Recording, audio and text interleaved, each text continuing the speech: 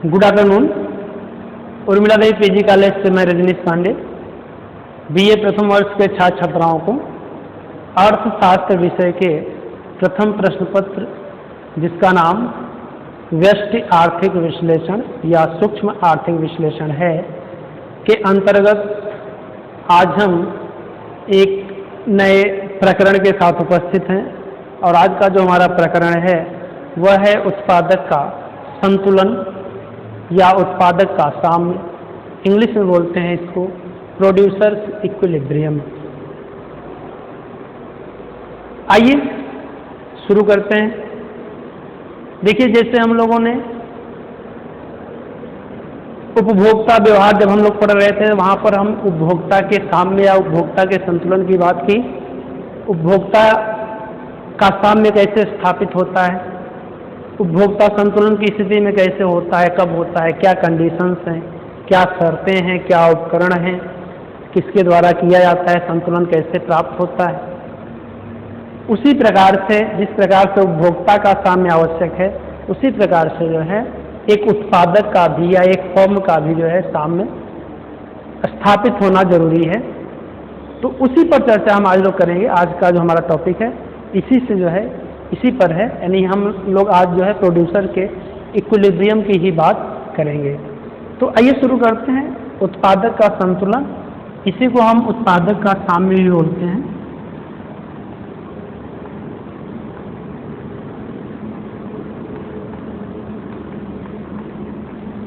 उत्पादक का साम्य भी बोलते हैं क्योंकि संतुलन को हम साम्य बोलते हैं। इंग्लिश से एक ही है इक्विलिब्रियम, और इसी को हम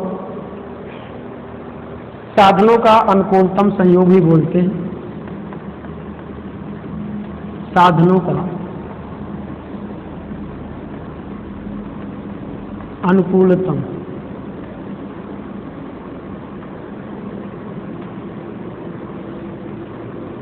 या न्यूनतम लागत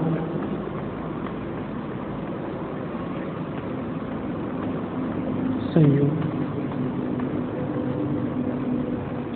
अर्थात उत्पादक का संतुलन जो है इसको हम उत्पादक का साम्य या फिर हम साधनों का अनुकूलतम संयोग या फिर न्यूनतम लागत संयोग भी कहते हैं।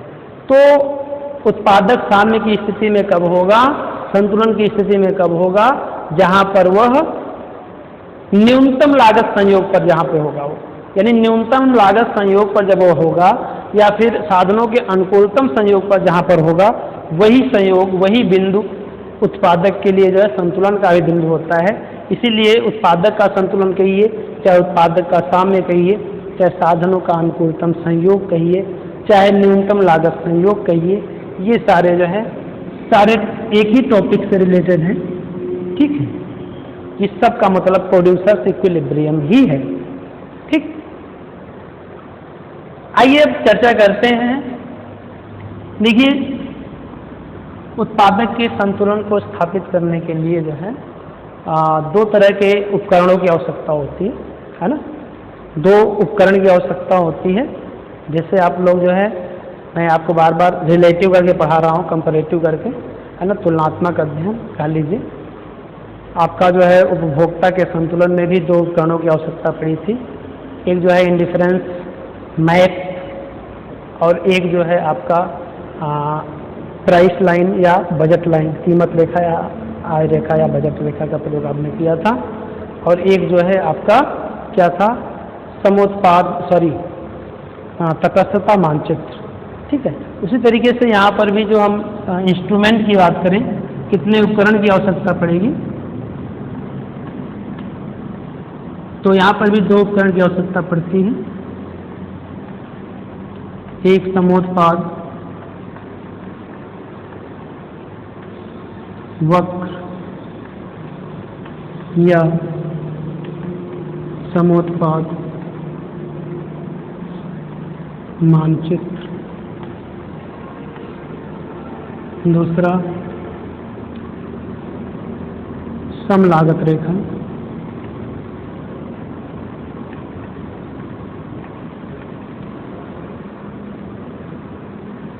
सम लागत रेखा या साधन रेखा।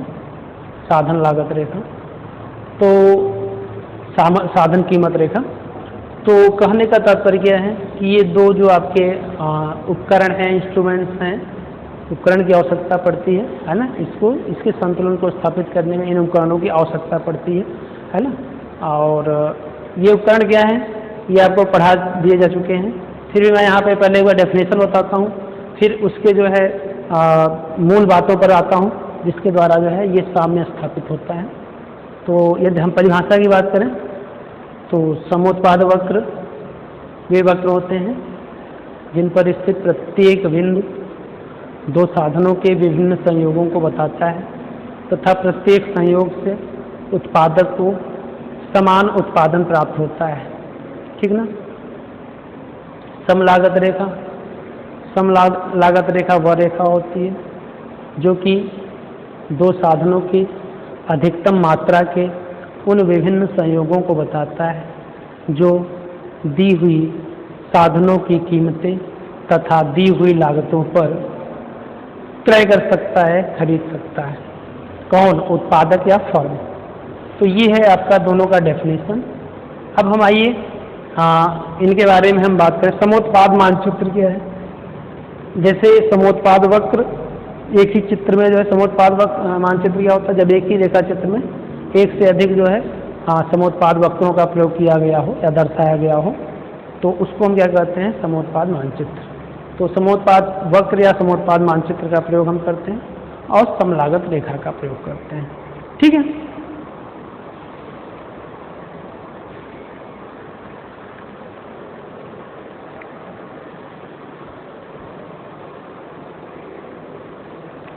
अब आइए हम बात करते हैं समोत्पाद वक्र जो है, यहाँ पर हम बात करें तो समोत्पाद वक्र की यदि हम बात करें, आईपीसी की बात करें, सॉरी आईपी या आईपीसी आइसो प्रोडक्ट कर्व की बात करें तो समोत्पाद वक्र जो है क्या होता है? यह दो साधनों के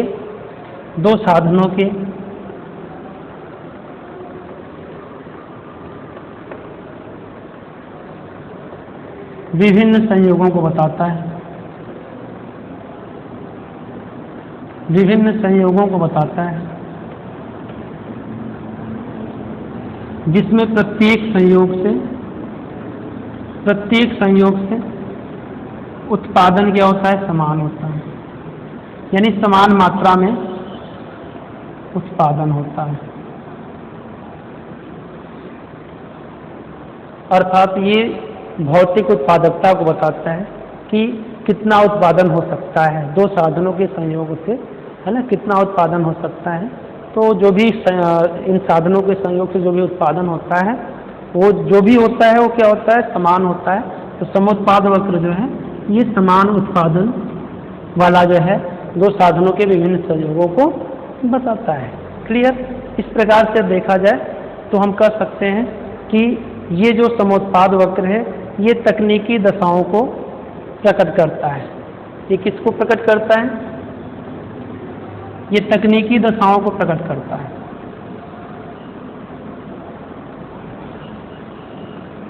तकनीकी दशाओं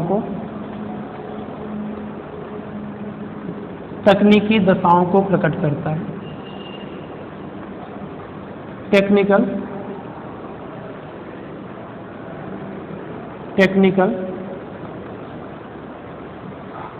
कंडीशंस,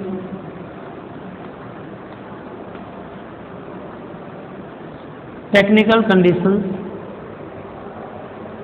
निष्कर्ष रूप में हम क्या कर सकते हैं कि समोत्पाद वक्र क्या करता है? ये टेक्निकल कंडीशंस को जो है रिप्रेजेंट करता है, उसको प्रकट करता है, अभिव्यक्त करता है। तकनीकी दशाओं को जो है ये अभिव्यक्त करता है। ठीक है, समोत्पाद वक्र के बारे में। अब हम बात करें कि आपका जो समलागत वक्र है ये जो है साधनों पर किए जाने वाले कुल व्यय, ये साधनों पर किए जाने वाले कुल व्यय, साधनों पर किए जाने वाले कुल व्यय और साधनों की कीमतों, साधनों की कीमतों के ये अनुपात को बताता है ना। यानी कितना हमको जो है साधनों पर व्यय करना है ना, और इनकी कीमतें क्या हैं, इन कीमतों पर कितना हमको व्यय करना है, इसी रेशियो को, इसी अनुपात को कौन बताता है, सम लागत रेखा बताता है। ठीक है, इस तरीके से सम लागत रेखा और ये आपका समोत्पाद वक्र, ये दो उपकरण होते हैं जिनका प्रयोग जो है हम उत्पादक के संतुलन को स्थापित करने में प्रयोग करते हैं। एकदम निष्कर्ष रूप में हम बात करें तो जो भौतिक उत्पादकता है, तकनीकी जो दशाएं हैं, टेक्निकल कंडीशंस हैं, वो कौन शो करता है, आइसो प्रोडक्ट शो करता है। साधनों की कीमत को कौन बताता है, कितने साधनों की कीमतें कितनी है, उस पर लागत कितना है ना, ये कंडीशंस कौन बताता है, ये सम लागत वक्र बताता है। यानी इस प्रकार से देखा जाए तो लागत को ये बताता है, उत्पादन को ये बताता है। तो उत्पादन और लागत के द्वारा ही क्या होता है, उत्पादक जो है संतुलन की स्थिति प्राप्त करना चाहता है, लागत कम से कम हो, उत्पादन अधिक से अधिक हो, तभी क्या होगा, तभी वो साम्य की स्थिति में होता है। लेकिन उत्पादक के जो है साम्य की बात करें तो उत्पादक के साम्य स्थापित करने की दो कंडीशंस होते हैं, दो स्थितियां होती हैं। दो स्थितियों में जो है अलग अलग जो है ढंग से उत्पादक जो है साम्य स्थापित कर सकता है। वो दो कौन कौन से कंडीशंस हैं, कौन कौन सी स्थितियां हैं, आइए उसी पर हम लोग चर्चा करते हैं। ठीक,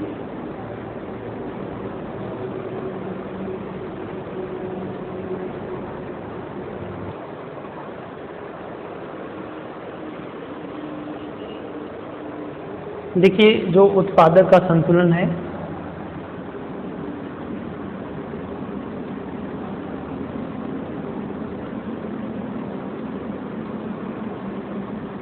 यहाँ पर हम दो दृष्टिकोण की बात करेंगे।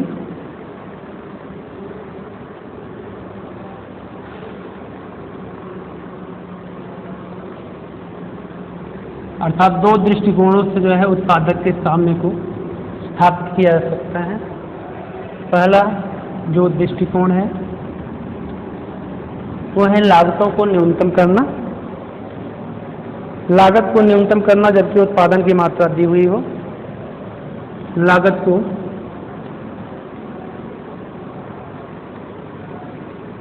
न्यूनतम करना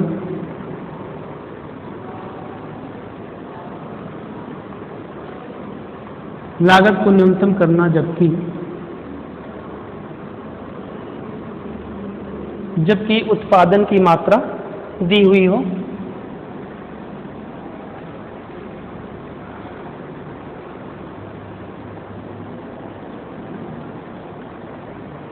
दी हुई हो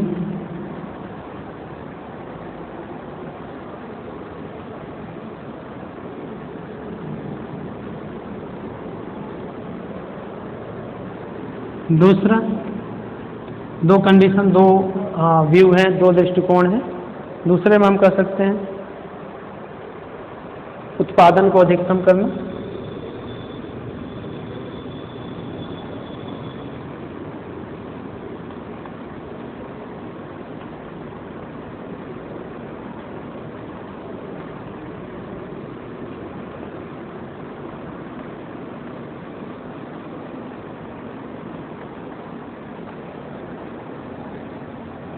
उत्पादन को अधिकतम करना जबकि लागत व्यय दिया हुआ हो, जबकि लागत व्यय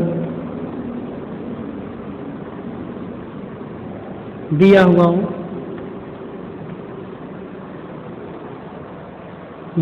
हो,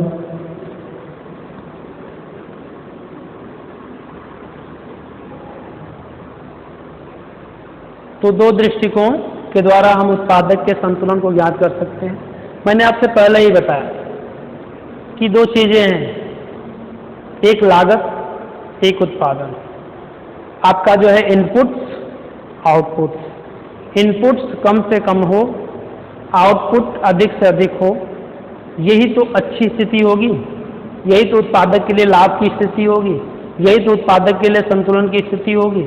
तो उत्पादक संतुलन कब होगा, उत्पादक संतुलन में तभी होगा जब लागतें क्या हो, कम से कम हो, न्यूनतम। ठीक है, उत्पादन अधिक से अधिक।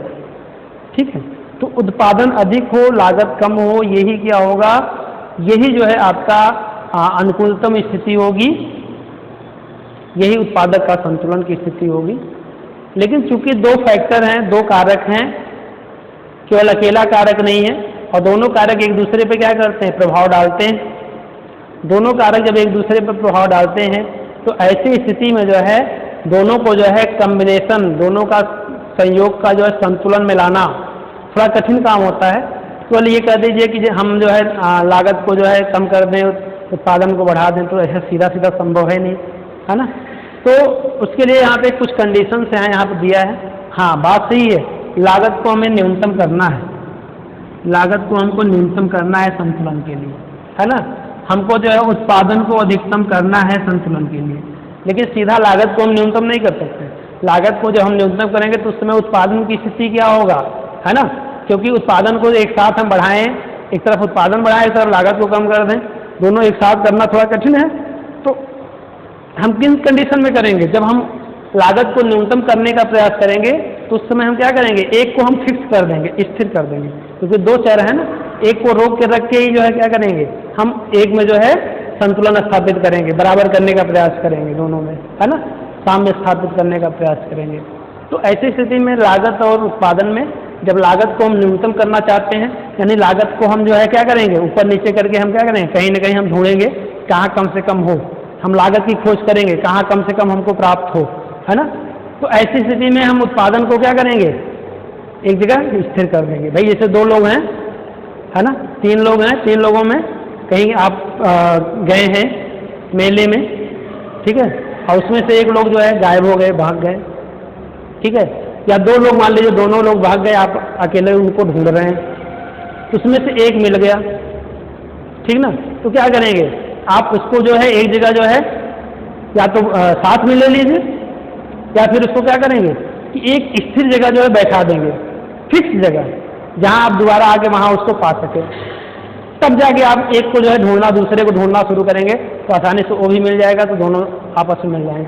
लेकिन पता चला उधर हो जा रहा है, उधर हो जा रहा है, ऐसे ढूंढ रहे हैं, परेशान हो जाएंगे।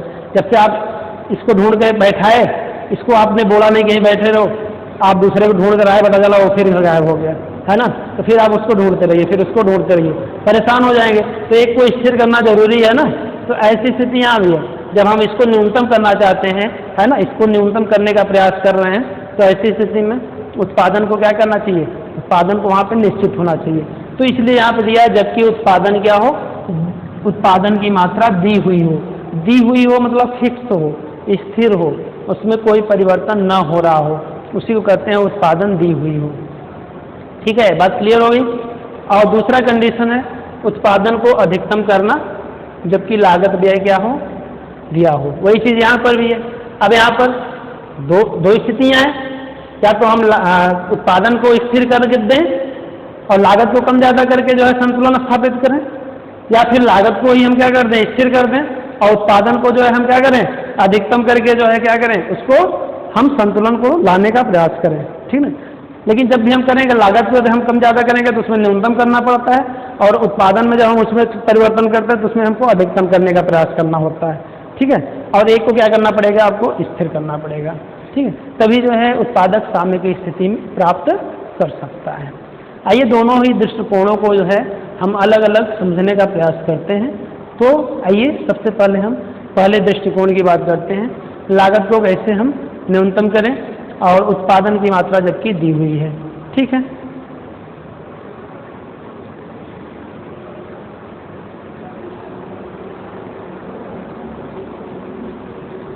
आइए हम बात करते हैं जो प्रथम दृष्टिकोण है, लागत को न्यूनतम करना जबकि उत्पादन की मात्रा दी हुई हो।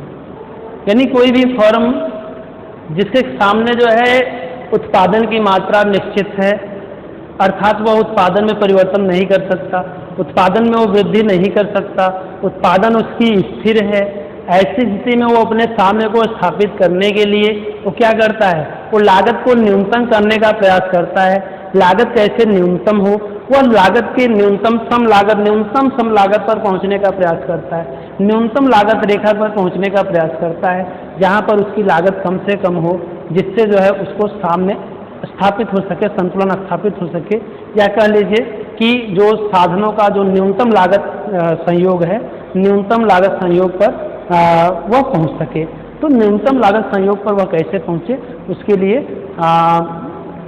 आइए हम इसको हम चित्र के द्वारा, रेखा चित्र के द्वारा समझने का प्रयास करते हैं। तो रेखा चित्र में हमने आपको बताया कि दो उपकरणों की आवश्यकता होती है।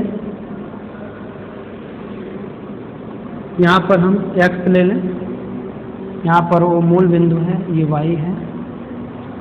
यहाँ पर हम दो साधन लेंगे, एक जगह श्रम लेंगे, एक जगह पूंजी लेंगे। तो श्रम और पूंजी, यहाँ श्रम और पूंजी का मतलब क्या हुआ, इकाइयों से है। श्रम मतलब श्रम की इकाइयाँ, पूंजी की इकाइयाँ, यहाँ पे आप इकाइयाँ करके भी लिख सकते हैं, ठीक है। यूनिट्स की हम बात करेंगे। देखिए यहाँ पे जो आपका उत्पादन है वह स्थिर है। उत्पादन क्या है भैया, स्थिर है। यानी आपका जो IP या IQ जो कर्व है वह क्या है, स्थिर है। और IP क्या करता है, यही उत्पादन की मात्रा को बताता है, जो कि समान उत्पादन की मात्रा को बताता है। तो यहाँ पर मान लीजिए कि ये जो समोत्पाद वक्र है, ये उत्पादन की 100 इकाई को बताता है। कितने को बताता है, 100 इकाई। ये बता रहा है कि 100 इकाई का उत्पादन किया जा सकता है, इससे अधिक उत्पादन नहीं किया जा सकता। आप किसी भी संयोग का चुनाव कर लीजिए। अब क्या करता है, अब उसके पास जो है एक दूसरा उपकरण बचता है जिससे वो सामने स्थापित कर सकता है, और इसमें वृद्धि कर नहीं सकता। तो क्या करेगा, वो लागतों को न्यूनतम करने का प्रयास करेगा। तो लागत न्यूनतम करने के लिए हम यहाँ पर एक से अधिक, चूंकि न्यूनतम करना है मतलब उसके पास क्या होगा, वो चूज करेगा, चुनाव करेगा कि इस लागत रेखा पर रहें, किस लागत रेखा पर रहें, किस लागत रेखा पर रहें। इसका मतलब है कि एक से अधिक क्या होंगे, सम लागत रेखाएं होंगी, है ना, क्योंकि सम लागत रेखा और IP का प्रयोग किया है तो यही दो उपकरण होते हैं। तो यहाँ पर हम कुछ सम लागत रेखाओं को खींच देते हैं। चूंकि वो लागतों को न्यूनतम करना चाहता है, इसका मतलब है कि वो अपने व्यय में परिवर्तन करना चाहता है। और जब व्यय परिवर्तित होता है तो जो लागत रेखा होती है, सम लागत रेखा, वो समांतर रूप में ऊपर नीचे होती है। मैंने आपको पहले बता दिया था, है ना। तो समांतर पैरेलल रूप में जो है, जब भी इसमें परिवर्तन होगा तो किस रूप में होगा, पैरेलल रूप में होगा, ठीक।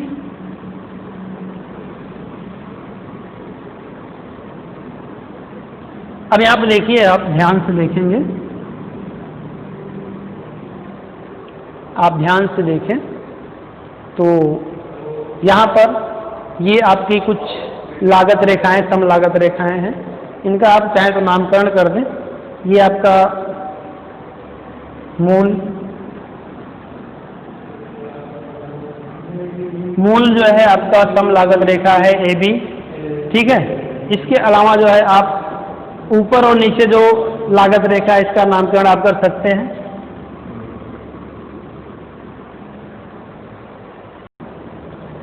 ये A1 हो गया, ये B1 हो गया,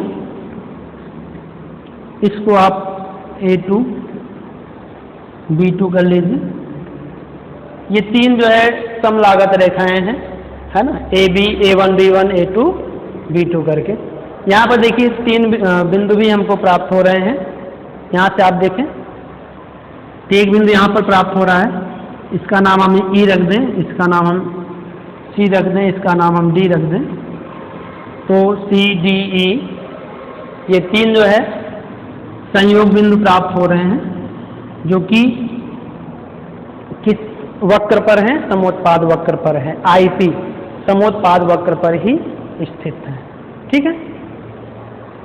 अब यहाँ पर हम बात करें, बहुत ध्यान से देखिए, तीन आपको जो है संयोग बिंदु आपको प्राप्त हो रहे हैं, C D और E, है ना, तीन है। अब देखिए सी डी ई ये तीनों एक ही समोत्पाद वक्र पर चूंकि स्थित हैं, इसलिए तीनों से जो है समान उत्पादन होगा, उत्पादन में अंतर नहीं होगा। ये तीनों जो है समान उत्पादन करेंगे, यानी 100 इकाई के बराबर इन तीनों से। इस पर आप रहेंगे यानी उत्पादक सी बिंदु पर रहेगा, तब पर भी 100 इकाई के बराबर उत्पादन प्राप्त होगा। ई पर रहेगा तब पर भी 100 इकाई के बराबर उत्पादन प्राप्त होगा। डी पर रहेगा तब पर भी उसको जो है 100 के इकाई के बराबर ही उसको उत्पादन प्राप्त होगा। ठीक है, चलिए अब हम बात करते हैं कि अब सी पर रहे कि डी पर रहे कि ई पर रहे। अब यहां पे आप देखिए, पहले आप इनको देख लीजिए कि ये जो लागत वक्र है A2 B2 ये क्या है, ये जो है आपका सबसे नीचे है, ये लागत वक्र क्या है, ये सबसे नीचे है, तो यहाँ पर उत्पादन भी क्या होगा, कम होगा। यहाँ आप देखिए क्योंकि ये समोत्पाद वक्र के क्या है, नीचे है, समोत्पाद वक्र के नीचे है, इसलिए यहाँ पर आप किसी भी बिंदु पे रहेंगे तो उत्पादन क्या होगा, कम होगा। तो उत्पादन कम नहीं होना चाहिए, उत्पादन समान होना चाहिए, उत्पादन में परिवर्तन नहीं होना चाहिए, इसलिए इस वक्र की हम बात ही नहीं करेंगे। ठीक है, इस लाइन की हम बात नहीं करेंगे, क्योंकि यहाँ आएंगे तो उत्पादन कम हो जाएगा, क्योंकि ये समोत्पाद वक्र के नीचे है। क्लियर? लेकिन सी ई डी जो संयोग है, ई जो है आपका इस लागत रेखा पर है ए बी पर, और सी और डी जो है आपका A1 B1 लागत रेखा पर है। ठीक है, ये तीनों जो है इन दोनों लागत रेखाओं पर है, सम लागत रेखाओं पर है, और ये तीनों एक ही समोत्पाद वक्र पर है। इसका मतलब क्या है कि इतना जो है ये लागत लगा सकता है उत्पादक, सी संयोग पर वह रह सकता है, क्योंकि ये जो है उसकी क्षमता के अनुकूल है, उसकी क्षमता के अनुकूल है, ये इतना क्रय कर सकता है। डी को भी वो क्रय कर सकता है, ई को भी वो कर सकता है, यानी सी ई डी किसी भी संयोग को क्रय कर सकता है, किसी भी संयोग पर वह अपना जो है उसका चुनाव कर सकता है, किसी भी संयोग को चूज कर सकता है। ठीक है, लेकिन आप देखिए यहाँ पर कि सी संयोग पर आप देखिए कि ये लागत A1 B1 पर है, A1 B1 जो कि इस रेखा चित्र में सबसे ऊंची लागत को बताता है। यहाँ पर जो लागत होगी, यहाँ पर कास्ट क्या होगा, हाई होगा ना, कास्ट क्या होगा, हाई होगा, सी संयोग ना, क्योंकि ऊंची लागत रेखा पर। डी संयोग पर देखिए, ये भी सबसे ऊंची सम लागत रेखा पर है, तो ऐसी स्थिति में यहाँ पर भी लागत क्या होगा, इसका भी कास्ट क्या होगा, इसका भी कॉस्ट हाई होगा, ऊंचा होगा। उत्पादन कितना करेंगे, हाई कॉस्ट के द्वारा उत्पादन कितना करेंगे, 100 इकाई के बराबर करेंगे, क्योंकि ये एक ही समोत्पाद वक्र पर स्थित है। ठीक है, इस संयोग देखिए, इस संयोग पर जो कॉस्ट होगा आपका, इस संयोग चूंकि A1 B1 से नीचे सम लागत रेखा पर है, तो जब इससे नीचे सम लागत रेखा पर, इसका मतलब है नीचे रहेगा तो लागत भी क्या होगा, कम होगी। ऊपर वाला लागत को अधिक बताएगा, नीचे वाला लागत को कम बताता है ना, तो ये लागत को कम बताएगा। इसका मतलब है कि ई बिंदु पर है, ए बी पर है, नीचे वाले जो है सम लागत रेखा पर है, इसलिए इसकी अपेक्षा जो है इसका जो कॉस्ट होगा वो क्या होगा, लो होगा, है ना, कम होगा। ठीक है, और यहाँ पर ई संयोग पर उत्पादन कितना प्राप्त होगा, चूंकि ई संयोग भी क्या है, ये आईपी पर ही स्थित है, ये भी तो आईपी पर ही स्थित है, तो प्रत्येक संयोग से समान उत्पादन होता है। तो ऐसी स्थिति पर जब सी और डी पर जब 100 होता है तो ई पर भी कितना उत्पादन होगा, 100 के बराबर ही होगा। अब आप देख लीजिए कि 100 उत्पादन फिक्स है, 3 स्थितियां हैं, 3 संयोग हैं, इन तीनों संयोगों में 2 संयोगों पर लागत अधिक लगाकर, यानी अधिक लागत के द्वारा उतना उत्पादन हो रहा है जितना कम लागत लगा के उत्पादन हो रहा है। तो चूंकि उत्पादक को साम्य की स्थिति प्राप्त कहाँ पे होगी, जहाँ पर लागत क्या होगा, न्यूनतम होगा, क्योंकि न्यूनतम लागत के द्वारा है, क्योंकि उत्पादन तो फिक्स है, उत्पादन में तो परिवर्तन कर नहीं सकता, लागत को ही कम करना है, तो लागत को कम करके जो है क्या करेगा, वो साम्य की स्थिति में प्राप्त कर सकता है। तो लागत देखिए कहाँ पे कम है, ई संयोग पर कम है, तो ई संयोग पर इन सब में से लागत सबसे कम है, इसलिए इसको आप लोवेस्ट कॉस्ट कर सकते हैं। तो लोएस्ट जो कॉस्ट होगा वो कहाँ पर है, ई संयोग पर होगा। इसीलिए ई संयोग पर आप देखिए, यहाँ पे इसको मिला दीजिए, तो यहाँ पर आप देखिए श्रम और पूंजी की इकाइयाँ भी हमको समझ में आती हैं। जैसे ये आपका हो गया यम, ये आपका हो गया यन, और इस तरीके से ओयम, ओयम लेबर और ओयन कैपिटल के द्वारा जो प्रोडक्शन हो रहा है 100 के बराबर, ये कहाँ पे हो रहा है, ई संयोग पर हो रहा है। यही जो है क्या होगा, यही उत्पादक का संतुलन बिंदु होगा। उत्पादक का क्या होगा, ये साम्य होगा। उत्पादक साम्य या उत्पादक का जो संतुलन बिंदु है या न्यूनतम लागत संयोग जो है ना, या जो साधनों का न्यूनतम अनुकूलतम जो संयोग है वो कौन सा बिंदु होगा, ई संयोग होगा, है ना, क्योंकि यही क्या है, न्यूनतम लागत का संयोग बिंदु है। यहीं पर उत्पादक क्या होगा, संतुलन की स्थिति में होगा। बात क्लियर हो गई।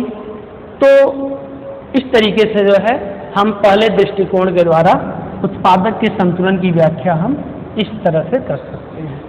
अब हम जो है दूसरे दृष्टिकोण की बात करेंगे। दूसरे दृष्टिकोण के द्वारा किस तरह से जो है साम्य स्थापित होता है, लेकिन दूसरे दृष्टिकोण को हम इस क्लास में बात नहीं करेंगे, बल्कि इसकी चर्चा हम अगले क्लास में करेंगे। तो आज की क्लास में बस इतना ही, इसके शेष भाग को हम अगले क्लास में कंप्लीट करेंगे। ठीक है, तब तक धन्यवाद।